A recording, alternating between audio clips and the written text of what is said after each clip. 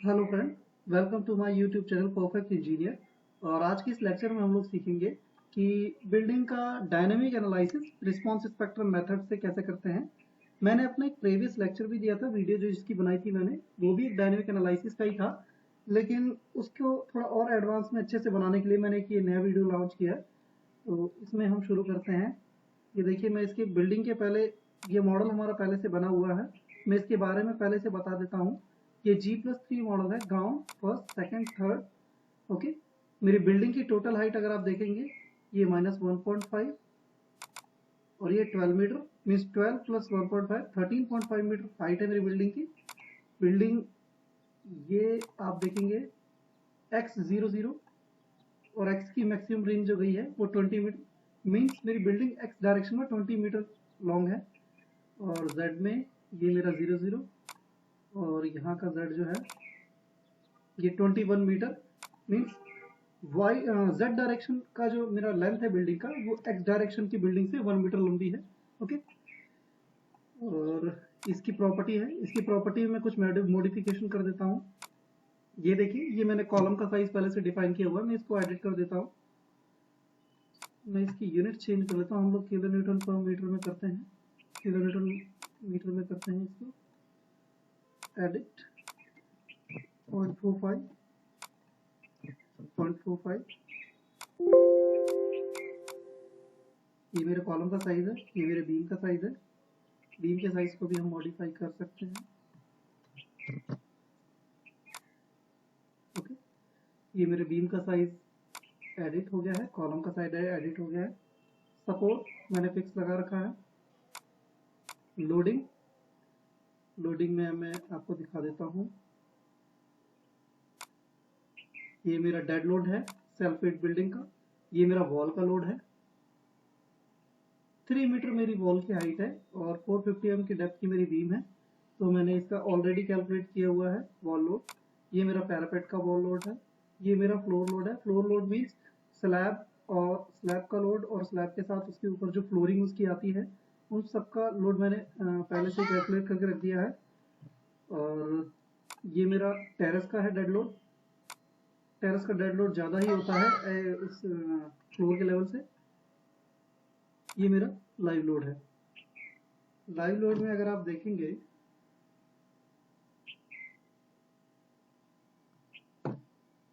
Floor का load, ये देखिए, मैंने एज्यूम किया कि मेरी बिल्डिंग में जो लाइव लोड है वो 3 किलो न्यूटन पर मीटर स्क्वायर का है, देखिए। और टेरेस का लाइव लोड, मैंने टेरेस को एसेसिबल टेरेस मान रखा है, मीन्स लाइव लोड ऊपर मूव करेगा, तो 1.5 किलो न्यूटन पर मीटर स्क्वायर का है। ये चीजें हैं, मैंने लगा दी है। मैंने इसकी सीस्मिक की डेफिनेशन को भी पहले से बनाया हुआ है। अगर आपको ये सारी चीजें शुरू से सीखनी है तो आप मेरे प्रीवियस लेक्चर्स को देख सकते हैं शुरू से। उसमें ये सारी चीजें एक एक हर एक स्टेप के लिए अलग से वीडियो है, तो आप इसको देख सकते हैं। ये मैं सिर्फ आपको यहाँ पर ये दिखा रहा हूँ कि जिसको मैं बिल्डिंग एनालाइज करूंगा उसमें मैंने इनपुट्स क्या क्या दिए हैं। ये मेरी बिल्डिंग जोन 4 की है। जोन 4 की बिल्डिंग के लिए IS 1893 कहता है कि इसका डायनेमिक एनालिसिस होना चाहिए जोन 4 और जोन 5 के लिए। और बाकी जोन 2 और जोन 3 के लिए एक हाइट है, आई थिंक वो आपको IS 1893 से देखना पड़ेगा वो हाइट कितनी है। लेकिन जोन 4 और 5 के लिए हमारा IS 1893 कहता है कि उसका डायनेमिक एनालिसिस होना चाहिए। ये मैंने सिंपल बिल्डिंग मानी है। ये सबसे पहले जोन 4 है, जोन 4 की वैल्यू 0.24 होती है। रिस्पांस रिडक्शन फैक्टर मेरी आरसीसी की बिल्डिंग है, इसका रिस्पांस रिडक्शन 5 लिया है मैंने। ये मेरा स्पेशल मोमेंट रेजिस्टिंग फ्रेम है हमारा। इंपॉर्टेंस फैक्टर 1, ये मेरी सिंपल बिल्डिंग है तो इंपॉर्टेंस फैक्टर 1। सॉइल टाइप, अगर आप इसको जनरेट करके देखेंगे तो ये देखिए, हार्ड सॉइल टाइप में आप देखिए यहाँ पर hard soil, medium soil, soft soil. मेरा मीडियम सॉइल है जो कि सेकंड नंबर पे है, तो इसीलिए यहाँ पर सॉइल का टाइप जो है वो सॉइल टाइप 2 है। स्ट्रक्चर टाइप, ये स्ट्रक्चर टाइप भी आप देख लीजिए। स्ट्रक्चर टाइप मेरा फर्स्ट नंबर पे आरसीसी का फ्रेम है, सेकंड नंबर पे स्टील फ्रेम है, थर्ड नंबर पे हमारा ऑल अदर बिल्डिंग है। हमारा ये आरसीसी की बिल्डिंग है तो मैंने आरसीसी पे किया हुआ है, तो आरसीसी हमारा फर्स्ट नंबर पे है, इसलिए स्ट्रक्चर टाइप में एसटी। डैम्पिंग रेशियो मैंने 5% लिया है। ये देखिए damping ratio 5%। Period in x, हमारी बिल्डिंग का टाइम पीरियड जो है ये मैंने ऑलरेडी कैलकुलेट कर दिया है कि ये कैसे कैलकुलेट करते हैं। इसका एक फॉर्मूला होता है, मैं आपको बता देता हूँ। 0.09h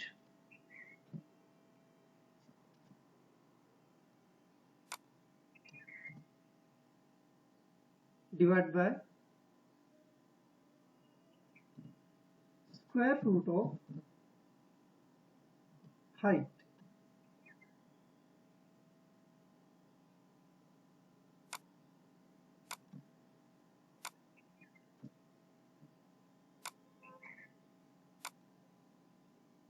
square root of height,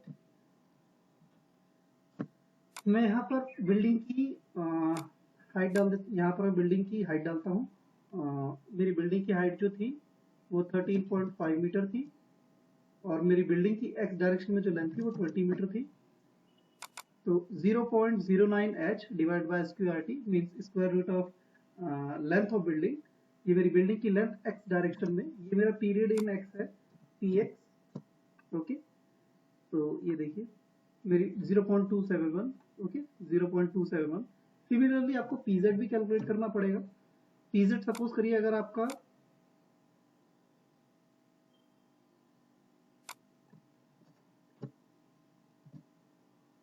मेरी बिल्डिंग की जो लेंथ है जो y direction sorry z direction में है वो 21 मीटर है, मैंने आपको ये पहले बताया था। जैसे ही मैं इसकी चेंज करूंगा ये मेरा 0.265 हो गया। तो बिल्डिंग की का टाइम पीरियड z डायरेक्शन में 0.25 है। मेरा फाउंडेशन जो है वो मेरा एनजीएल से -1.5 मीटर पे है। तो depth of footing is 1.5 meter. बस हमको इसमें इतना ही डालना होता है। ये मैंने इसमें ये सब चीजें डाल रखी है। और उसके बाद ये मेरा जॉइंट वेट है। जॉइंट वेट हमारा एक्चुअली में होता क्या है कि हम अपनी बिल्डिंग में ऑलरेडी एक पिंट सपोर्ट लगा के बीम कॉलम के जंक्शन पे, ये जितने भी हमारे बीम कॉलम के जंक्शंस हैं इन जंक्शन पे हम लोगों को पिंट सपोर्ट लगा करके एक लोड कॉम्बिनेशन बनाना पड़ता है, जिसमें होता है कि लोड डेड लोड हमारा फुल कंसीडर हो और लाइव लोड एज पर 1893 के हिसाब से रिडक्शन हो। मीन्स अगर आपका लाइव लोड 3 किलो न्यूटन या उससे कम है तो आपका लाइव लोड का रिडक्शन 0.25% होगा। ओके, तो उस कॉम्बिनेशन के लिए मैंने रिएक्शन निकाल के ऑलरेडी मैंने यहाँ पर जॉइंट वेट बना करके मैंने डाल दिया है। ये देखिए ये जॉइंट शो कर रहा है, ये यहाँ पर जॉइंट शो कर रहा है। मैं जैसे जैसे लोड मूव करूंगा ये देखिए ये जॉइंट आपको शो होता जा रहा है कि इन जॉइंट्स पे ये वाले फोर्सेस हमारे वेट, जनरली वेट है ये हमारा लगा पड़ा है। ओके, उसके बाद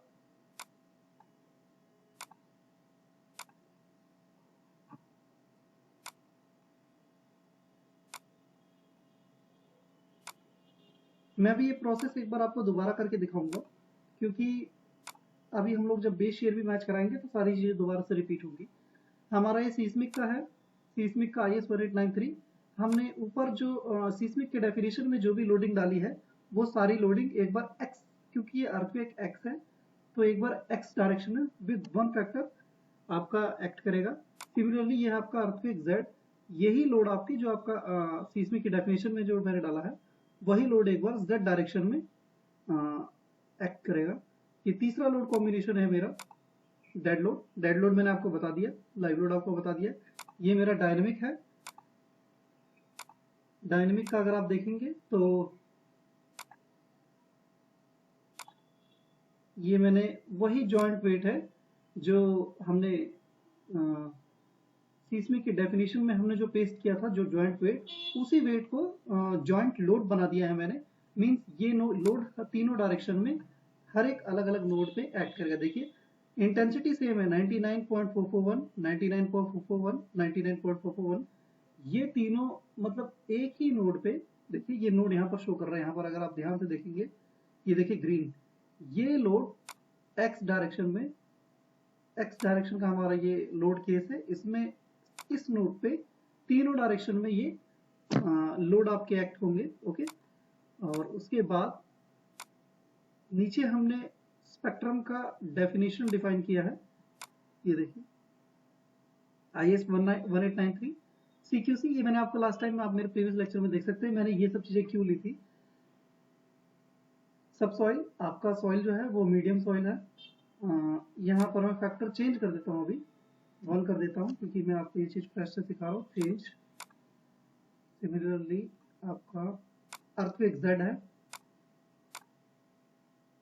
ये भी आपका CQC, ये आपका अर्थक्वेक Z है, तो अर्थक्वेक Z इसको भी मैं अभी 1 कर देता हूँ क्योंकि मैं अभी मॉडल एनालाइज करूंगा। ओके, तो अभी आप लोगों ने देखा कि मैंने डायनेमिक के दोनों लोड केस और उसके लोड के बारे में बता दिया। स्टैटिक के भी जो लोड केस थे हमारे अर्थक्वेक X और Z, वो भी बता दिया। डेड लोड लाइव लोड बता दिया। अब हमको एक लोड कॉम्बिनेशन दोबारा से करना पड़ेगा क्योंकि मैंने अभी कॉलम का साइज चेंज किया। जैसे ही मैंने कॉलम का साइज चेंज किया तो मेरे बिल्डिंग का जो जॉइंट वेट है, मीन्स सीस्मिक में हमने जो भी जॉइंट वेट लगाया वो हमारा चेंज हो जाएगा। और सिमिलरली हमारा डायनेमिक में भी ये जो हम लोग डायनेमिक X और Z में ये जो ऑलरेडी जो लगा हुआ है ये भी हमारा चेंज हो जाएगा। तो मैं एक लोड कॉम्बिनेशन बना देता हूँ। आई थिंक ये वीडियो आप लोगों को समझ में आ रही है क्योंकि ये मैं इस रिस्पेक्ट पे बना रहा हूँ कि आप लोगों ने मेरा प्रीवियस लेक्चर भी देखा हुआ है। ये मैंने ऑलरेडी एक लोड कॉम्बिनेशन बनाया हुआ है। Dead load, load case number 3 हमारा डेड लोड है, वो डेड लोड 100% आएगा। लाइव लोड जो कि हमारा लोड केस नंबर 4 है, ये हमारा उसका 25% कंसिडर होगा। ओके, मैं इस अभी ये ग्रीन है, मीन्स अभी ये वर्क नहीं कर रहा है। जैसे ही इसे ऑन करूंगा ये वर्क करना चालू कर देगा। और ये फिनिश है, तो फिनिश लाइन से ऊपर जो भी है वो सारा कंसिडर होगा, फिनिश लाइन से नीचे जो भी है वो कंसिडर नहीं होगा।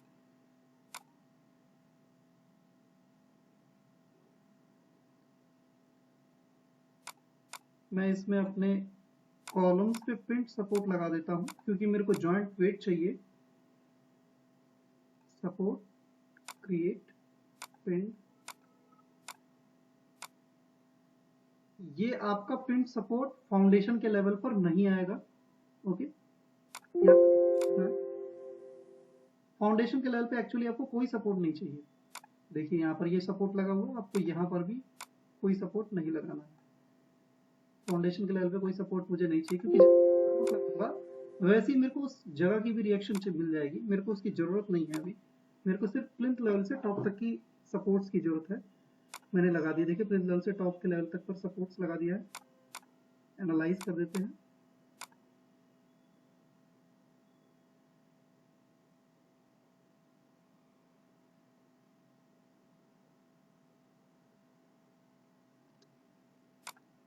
इसमें एरर आ गया है, इसमें हमको एक काम करना है क्योंकि ये फाइल बनी हुई है, तो हम अभी सिर्फ डेड और लाइव लोड के लिए हम लोग सिर्फ सपोर्ट रिएक्शन मांग रहे हैं, चाहते हैं स्टैट से।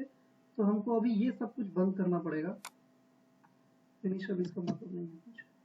ये लोड कॉम्बिनेशन लोड केस की 5 और 6 ये पूरा हमें बंद करना पड़ेगा क्योंकि ये सीस्मिक को कंसिडर कर रहा है, लेकिन सीस्मिक का हमने अभी इसमें कोई कॉम्बिनेशन नहीं दिया है। ये ग्रीन, सिमिलरली आपका ये स्टैटिक की 2 लोड केसेस। ये फिनिश यहाँ जो लगा हुआ है ये एक्चुअली में वर्क नहीं कर रहा, लेकिन मैं इसे हटा देता हूँ। आपको ये एरर नहीं आना चाहिए। एनालाइज,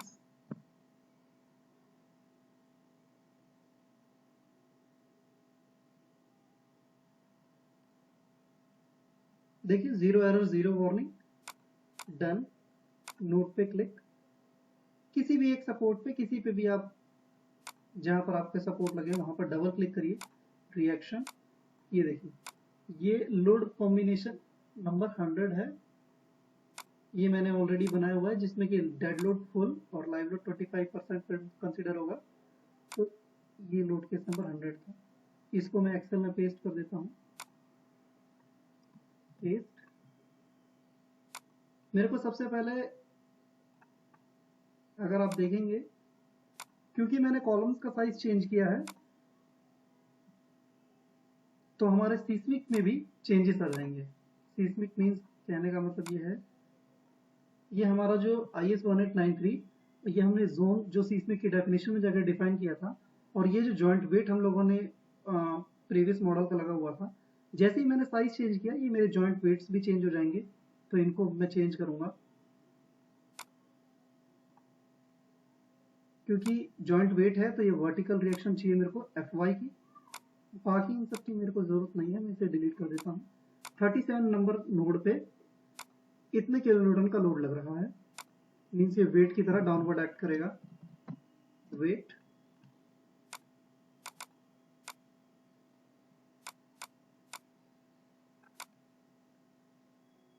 कॉपी,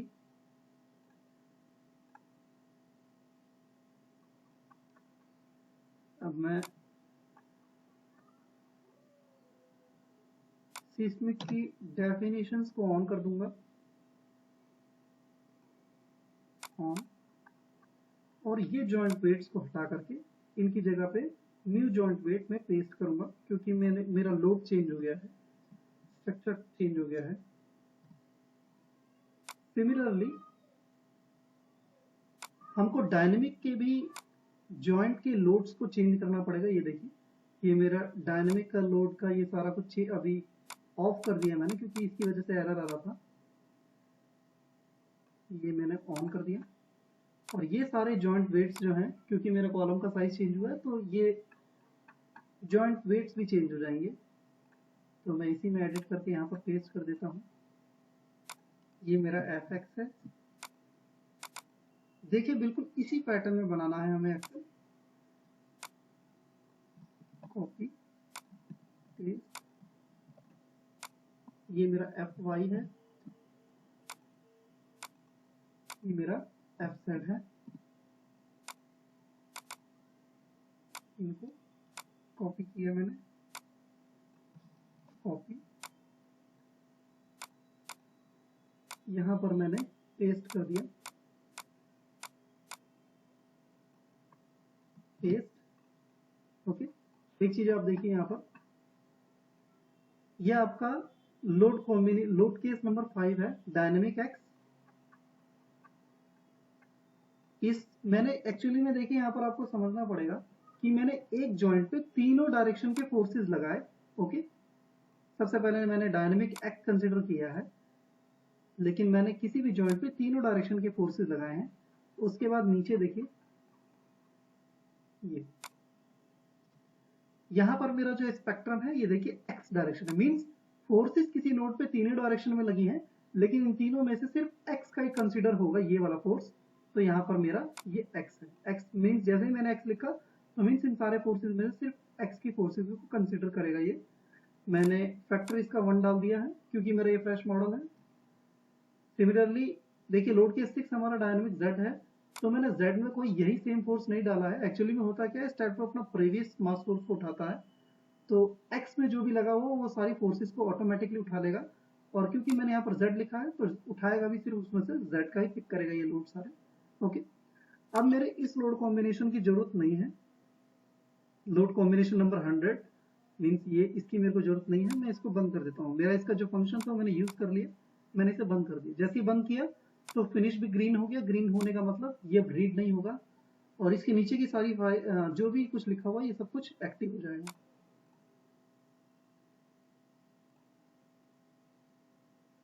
ये देखिए, अब मैं इसके सपोर्ट्स मैंने जिस पर्पज के लिए लगाए थे वो सब कुछ मेरा हो चुका है।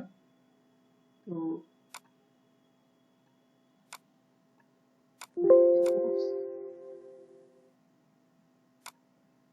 फिक्स सपोर्ट, फाउंडेशन पे मेरे को फिक्स सपोर्ट लगाना है।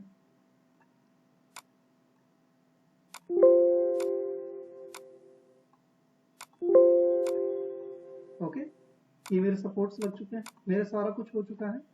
अब मैं इसका एनालाइज करता हूँ। एक चीज और बता देता हूँ, मैंने डिजाइन की कमांड ऑलरेडी लगा दी है। देखिए, डिजाइन कंक्रीट, IS कोड हमारा IS 456 है। डिजाइन की कमांड देखिए, ये सब आप मेरे प्रीवियस लेक्चर्स में देख सकते हैं। मैंने सबको इंडिविजुअली सबके लिए लेक्चर मैंने बनाया हुआ है, तो वहाँ की वीडियो से भी आप देख सकते हैं। इससे क्लियर 40, मेरा 40 mm का क्लियर है कॉलम के लिए, क्लियर 25, ये हमारा सारे बीम्स के लिए 25 mm का कवर है। FC means compressive strength of concrete, ये सारे बीम और कॉलम्स के लिए M25 है। ये FY मेन मीन्स बीम और कॉलम, किसी में भी आपका जो मेन रेइंफोर्समेंट जो रन करेगा थ्रू आउट द लेंथ, वो उसकी ग्रेड हमारी FE 500 है। और इन्हीं मेंबर्स के लिए सेकेंडरी जो रेइंफोर्समेंट होगा उसकी ग्रेड FE 415 है। रेशियो 4 मीन्स देखिए सिर्फ यहाँ पर कॉलम सेलेक्ट हुए, कॉलम में मैक्सिमम गुड डिटेलिंग के लिए अप टू 4% का होना चाहिए, तो इसके लिए मैंने रेशियो 4 दिया हुआ है। रेइंफोर्समेंट की परसेंटेज है ये। डिजाइन बीम की कमांड में देखिए सारे बीम मैंने डिजाइन असाइन कर दिए हैं। डिजाइन कॉलम की कमांड में मैंने सारे कॉलम असाइन कर दिए हैं। अब हम इसका रन एनालाइज कर देते हैं। एनालाइज,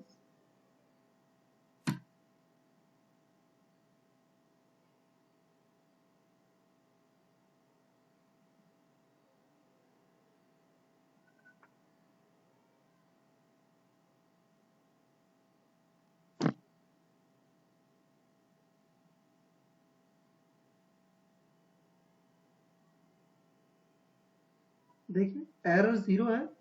एरर एक भी आ जाता है तो हमारा फाइल एनालाइज नहीं होता है। एरर 0 है इसलिए हमारी पूरी फाइल एनालाइज हो गई है।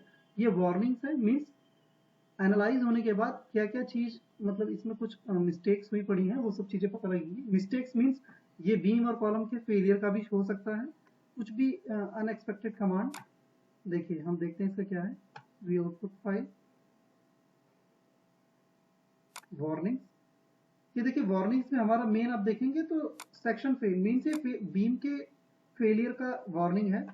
Percentage exceed means, percent exceed means ये हमारे कॉलम के फेलियर का वार्निंग है। हमारे इतने सारे बीम और कॉलम अभी फेल हो रहे हैं, ये इसलिए हो रहा है क्योंकि अभी हमारा बेस शेयर मैच नहीं है। हमको अपने बेस शेयर को मैच कराना पड़ेगा। बेस शेयर के मैच होने के बाद ही हमारा फाइनल रिजल्ट आएगा। तो रिजल्ट IS 1893, बेस शेयर से पहले हमारा जरूरी है पार्टिसिपेशन फैक्टर। पार्टिसिपेशन हम देखते हैं, मैंने ऑलरेडी ये मॉडल पहले बनाया था तो मैंने इसमें कट ऑफ मोड जो है 45 दी थी, लेकिन आप देख सकते हैं मेरा 90% जो अचीव हो गया था। समीशन ऑफ एक्स और समीशन ऑफ जेड, ये दोनों 90% अचीव जहां तक होते हैं हम वहीं के मोड कंसिडर करते हैं। ये हमारा मोड नंबर 38 पे हो गया था। एक बार हम मॉडल में दोबारा से चेंज करके देखते हैं कि हमारा 38 पे क्या आता है। देखिए कट ऑफ मोड से भी 45 है, मैं इसे 38 करता हूँ। एनालाइज,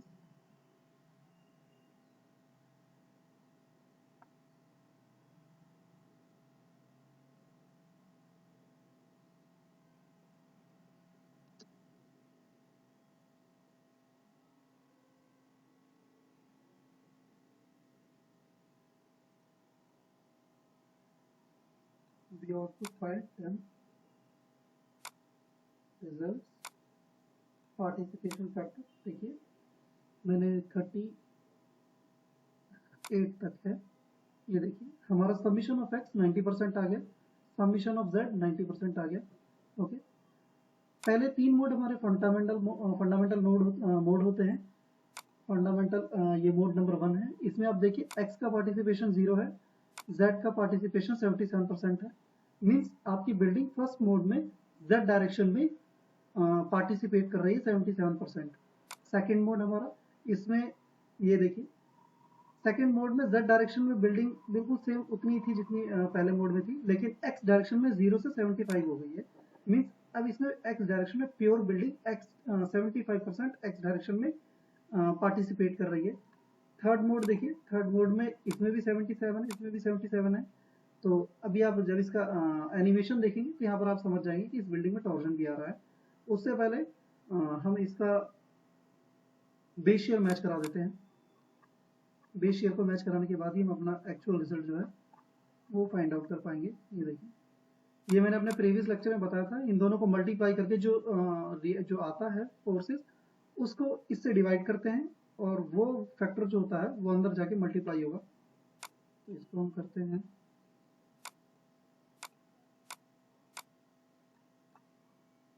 ये मैंने ऑलरेडी बनाया हुआ है। ये मेरा फोर्सेस है 0.585, 0.585 coefficient 288 33.85,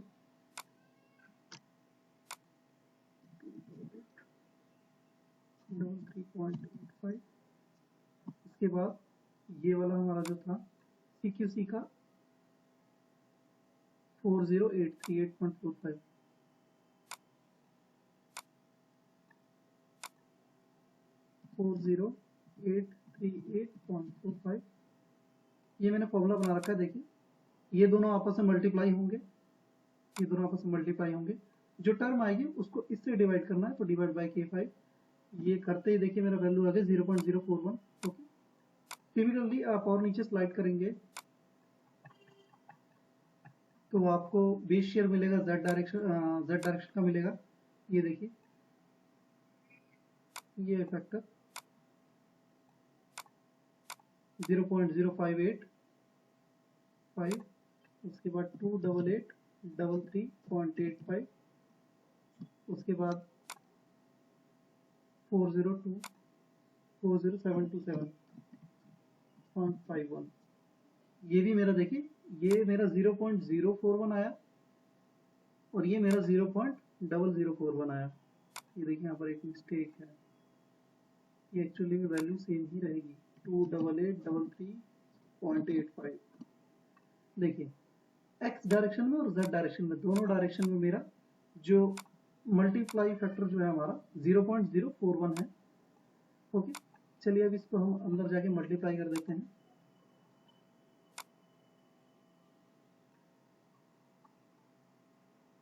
load case number 5 dynamic x, इसका स्केलिंग फैक्टर मैंने 1 दिया है। 1 को जिस टर्म से मल्टीप्लाई करेंगे उतना ही आएगा, तो क्या था 0.0041। सिमिलरली आपका z में भी यही आएगा 0.0041। एक सेकंड चेक कर लूँ मैं, डबल जीरो है या सिंगल जीरो है।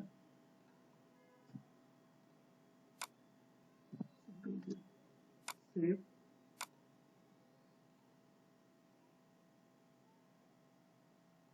मैंने बेस शेयर का स्केलिंग कर दिया है, इसका दोबारा रन एनालाइज करते हैं।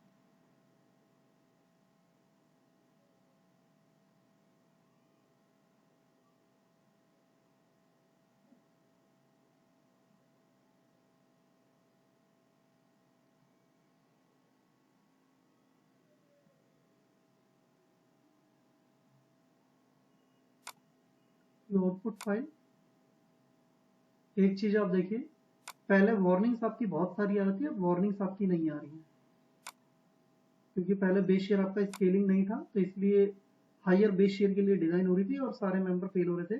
जैसे ही आपने बेस शेयर को स्केल किया मल्टीप्लाइंग फैक्टर से, तो आपके सारे फोर्सेस बेस शेयर आपका कम हो गया और आपकी बिल्ड 3 कॉलम का फेलियर नहीं रहे। ये देखिए आपका नोट्स में आपका बेस शेयर मैच हो चुका है। ये एक्स डायरेक्शन का 1 पॉइंट डबल पॉइंट के बाद 2 डेसिमल तक हमने बेस शेयर को मैच करा दिया है एक्स। सिमिलरली ये भी हो जाना चाहिए, लेकिन ये हो नहीं पाया हमने, क्योंकि सारे डिजिट्स को नहीं पुट किया है, उसकी वजह से हो गया। बाकी ये हमारा पॉइंट के बाद 2 जीरो तक हमारे 0 होना चाहिए, 2 पॉइंट तक। उसके बाद हमारा रिजल्ट में हम लोग देखते हैं अपना पार्टिसिपेशन फैक्टर। पहला मोड Z में है, दूसरा मोड X में, तीसरे मोड में टॉर्जन आ रही है, और 30 ऑफ कट ऑफ मोड जो है हमारा, इसमें 90% पूरा अचीव हो चुका है। ओके, कॉन्क्रीट डिजाइन देखते हैं। कॉन्क्रीट डिजाइन में हम चेक कर लेते हैं हमारा कोई कॉलम फेल तो नहीं है।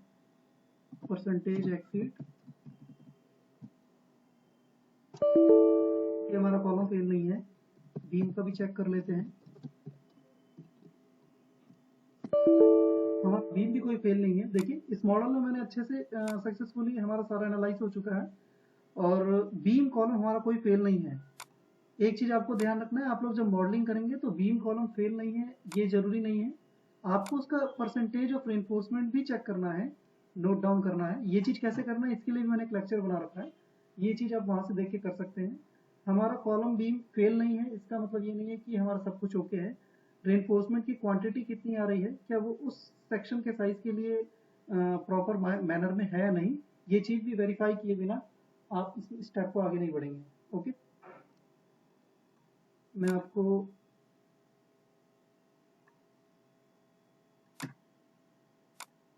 एनिमेशन दिखा देता हूँ।